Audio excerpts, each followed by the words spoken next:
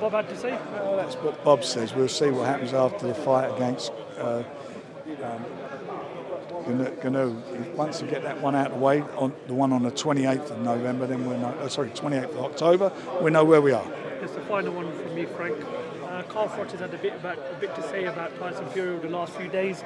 He's questioned his record that he's only beaten 2 world champions. He's only beaten the best fighter of his generation in Klitschko, something that Carl couldn't do when he was fighting. Correct me, he got done. Was it who done him in that competition? Andre Ward. Done a job on him. So Tyson's done what he couldn't do, and then beat the biggest punching heavyweight 3 times. Got robbed the first fight, done that. So at the end of the day, Carl Froch, who cares? Who cares? I know. Walking down the street, Tyson Fury and Carl Froch, and people wanted autographs. I know where the queue would be. Next one. Frank, when you look at the fight next, how likely will we see Zhang potentially fighting Tyson? There was potential talks of him fighting Tyson Fury before JOYCE activated the rematch clause. I know he would be a WBO mandatory, but would we look at a Tyson Fury sort of for this winner? No, because it'll be the WBO title. So who's ever holding the WBO belt, that's who will have to defend against the winner of the fight on Saturday. We see Anthony Yarde making his return. Do you think he's going to have one eye on Buatsi Aziz? No, he'll focus on Saturday, but then we want him in a big fight. I want to get him into a world title fight, but I do like the idea of him fighting the winner of that fight. And how important is it for Yarde now with the rebuild from the Turbiev fight that it's building his confidence back up before he wants to get back in a big fight again? He's a very confident guy. He's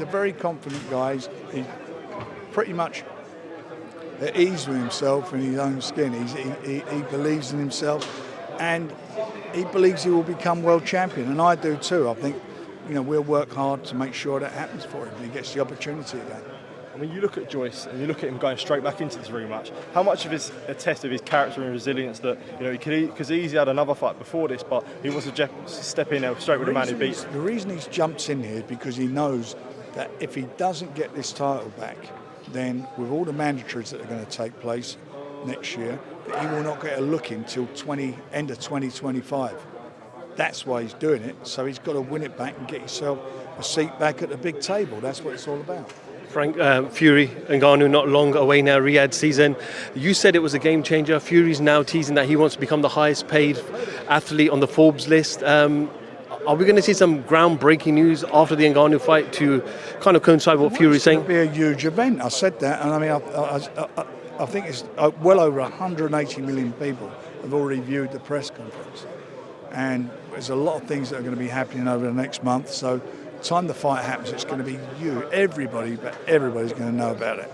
Frank, do you now hold the keys to Saudi Arabia and fights to take place in Saudi Arabia? I don't hold the keys to anywhere. I'm not even allowed a key to get from my own front door.